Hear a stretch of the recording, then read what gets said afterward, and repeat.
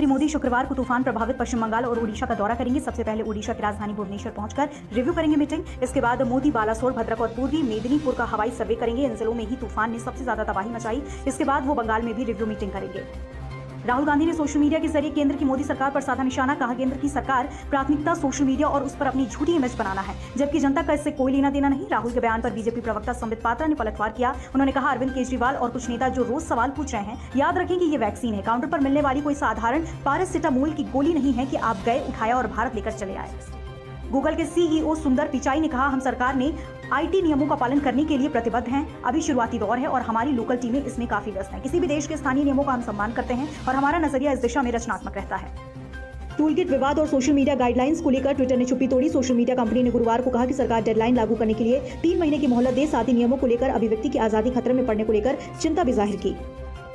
देश में बीते 24 घंटे में 2,11,275 नए कोरोना संक्रमित मिले। इनसे ज्यादा यानी 2,82,924 मरीज ठीक हुए। 3,841 की मौत। थोड़ी चिंता की बात यह कि 2 दिन से नए केस में मामूली बढ़ोतरी दर्ज की जा रही है। इससे पहले 24 मई को 1,95,000 और 25 मई को 2,08,000 कोरोना रिपोर्ट्स पॉजिटिव आए।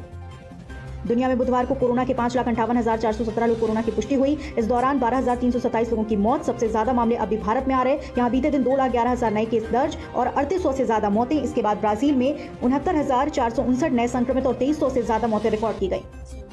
वैक्सीनेशन ही कोरोना से लड़ने का सबसे असरदार हथियार माना जा रहा है। इस बीच कनाडा की कंपनी सैनोटाइज का एक नेजल स्प्रे पूरी दुनिया में चर्चा का विषय है। सैनोटाइज का दावा है कि ये नेजल स्प्रे ब्रिटेन और न्यूजीलैंड में भी क्लिनिकल ट्रायल के प्रोसेस से गुजर चुका है, जिसमें ये 99% कारगर रहा। कुछ महीनों में ये भारत में भी होगा उपलब्ध।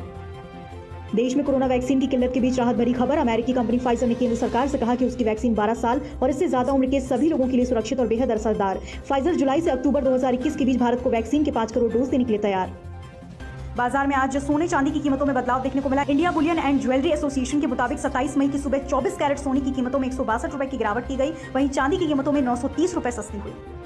शेयर बाजार में वायदा बाजार के सौदों की एक्सपायरी वाले दिन तेजी का रुझान रहा। बीएसई का बेंचमार्क इंडेक्स सेंसेक्स 98 पॉइंट यानी 0.19% के उछाल के साथ 51,115 पॉइंट पर हुआ बंद। एनएसई का निफ्टी इंडेक्स 36 पॉइंट यानी 0.24% की मजबूती के साथ 15,338 पॉइंट पर रहा।